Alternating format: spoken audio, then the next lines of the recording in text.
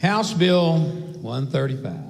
You know, I kind of like to set the stage here. I'm a card-carrying union guy, and I've been in organized labor for over 50 years. You know, and I tell people, if you take a pocket knife out and cut my wrist, I bleed organized labor, and now someday that'll be on my tombstone, not anytime soon, I hope, but organized labor. But here's the thing about 135, and I had a conversation tonight with a good friend of mine, and some of you know I'll leave his name anonymously. You'll probably tell by what I'm getting ready to say who it was. But you know, House Bill 135 should be dismissed as what we call a solution searching for a problem. And mandatory public sector project labor agreements in Kentucky are a figment of someone's imagination.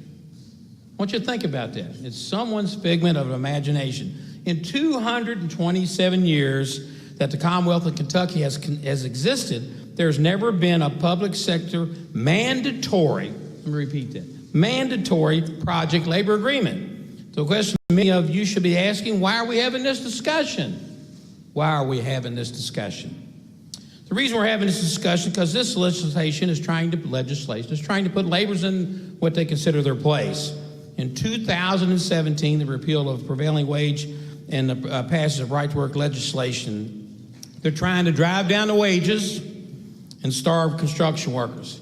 KSR Chapter 445A contains a model procurement code for the public sector's contracting procurement statutes. This chapter provides a number of procurement options. Although project labor agreements is not listed, it is a legal option currently available in the public sector agencies. Project labor agreements are market contracts for the procurement of construction services used by owners in both public and private sectors. However, PLAs are primarily a private sector tool, and PLA is a project-specific uniform agreement covering all the crafts on all the projects and lasts only as long as the project. Folks, there are numerous examples of PLAs that have been used in great success in Kentucky by both the public and private sectors, including, for example, the chemical weapons destruction plant in Richmond, UPS Hub in 2000, the Ohio Rivers Bridges Project, which I believe was brought in under the agreed time, on time, and they actually cut the cost a little bit on that because of what was done by project labor. And guess what? Ford Motor Company and Toyota, as a matter of fact, has utilized PLA agreements on their major construction projects for over 30 years. Non-union, 30 years. In a letter dated, February 25th of 2011, President Ted Agata stated in part, large-scale construction projects pose unique challenges for corporations, which is true, such as to maintain the highest standards of safety, efficiency, and productivity. To address these challenges, once again, Toyota has consistently employed project labor agreements for major construction projects, which could have not been more pleased with their results. To date, approximately 45 million hours have been invested in construction of 9 automobile, truck, and component plants in the United States and Canada. And each and every time, these projects were completed on time, on budget, and with an exemplary safety record. Those are the things we should be looking at, don't you think? In my personal opinion. This letter was sent by Mark Aries, president of the Building Construction Trades Department on 2011 on the 25th anniversary of the first PLA on a Toyota manufacturing facility in Georgetown, which is located here in Kentucky. In this case, I cited the primary purpose of these PLAs is to obtain priority access to skilled laborers on projects that were both on time and quality critical. PLAs make no sense in some local areas. I want to repeat that. PLAs make no sense in local areas where unions have nothing that the public or private owners want. PLAs make no sense on the majority construction projects bid every year throughout Kentucky. But what about a project like the Yum Center, the Ohio Rivers Bridges Project? This public agency's response for these projects is this magnitude should have an option to require the project labor agreements, which is we consider an option. If a public agency wants to priority access to skilled union labor or invest in the union apprenticeship funds and the minority training or the use of union hiring halls to facilitate local hire or transitioning of returning veterans into construction careers, PLAs are the market contract of choice to harvest these benefits in exchange for access to the work the government controls. Prohibiting Kentucky procurement agencies from utilizing PLAs takes the government's best interest out of the game. In Kentucky, utilization of PLAs in the public sector represents an insignificant number of construction projects, probably less, you statistics folks, than less than 1% of public construction projects that are performed under PLAs, and there has been no mandatory PLAs to my knowledge. And I challenge each and every one of you to show me somewhere you were forced to have a PLA. Let me state again, there has been zero mandatory sector project labor agreements in Kentucky in recent years. And to my knowledge, there has been zero project labor agreements that required union contractors performed on the project, that required it. One of the central arguments to advance by the AB is the skilled trade labor shortage in construction industry that I agree with that assessment. The labor shortage in general construction and skilled trades as plumbing, welders, HVAC, and electrical work has been well documented throughout the country, with older generations of skilled tradesmen in the retirement much faster than they can be replaced. According to a recent study, 70% of the U.S. construction firms report difficulty finding qualified workers. And the U.S. Department of Labor Statistics reports that the nation's need for workers in skilled trades is increasing much faster than the growth of employment overall.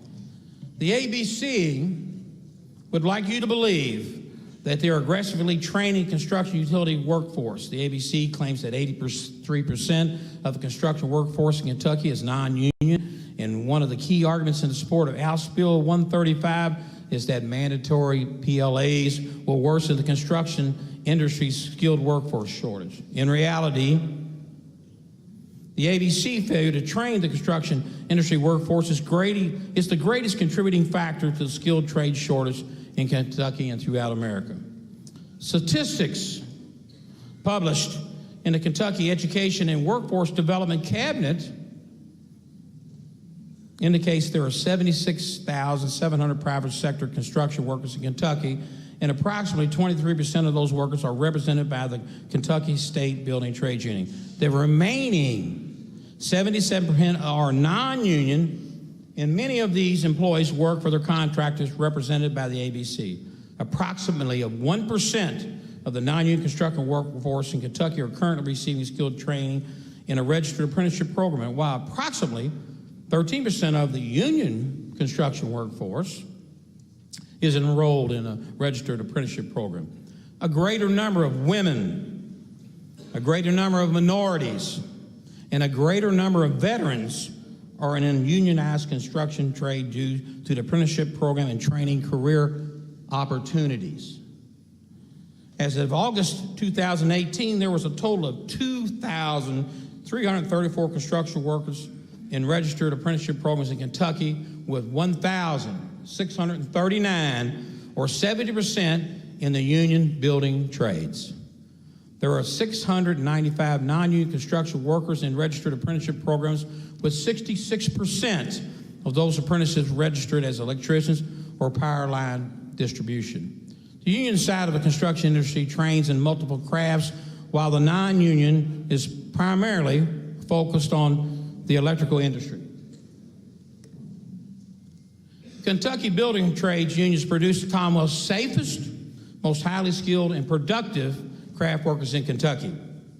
The building trade unions and their signatory contractors jointly invest up to $10 million annually for the workforce training.